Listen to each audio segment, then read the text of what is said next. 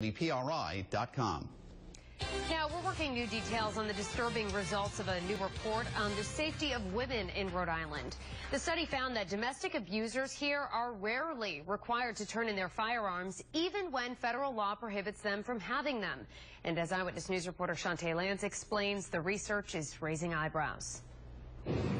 Mike and Shannon, a national gun violence prevention organization, specifically studied Rhode Island. The group found that more than 300 domestic abusers with access to guns were never ordered to turn them in.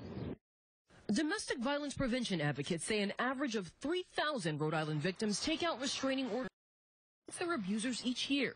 But a new study examining 18,000 restraining orders from 2012 to 2014 by a group called Everytown for Gun Safety revealed that domestic abusers subject to final protective orders are rarely required to turn in their guns, just 5% to be exact. I was quite astounded and upset. What's really frustrating and concerning is that this report shows that it's not happening as often as it could be happening.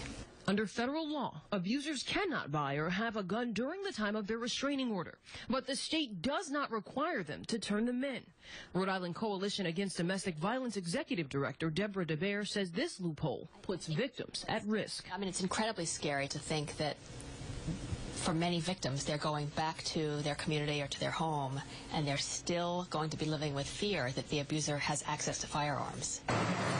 The report comes as both the House and Senate consider a pair of bills that would require abusers to turn in their firearms to law enforcement or gun dealers during restraining orders. Do you think this change could save lives?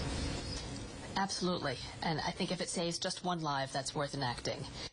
And according to that study, neighboring Massachusetts, Connecticut, and New York have adopted a similar law. Reporting with the Mobile Newsroom, Shantae Lance, Eyewitness News.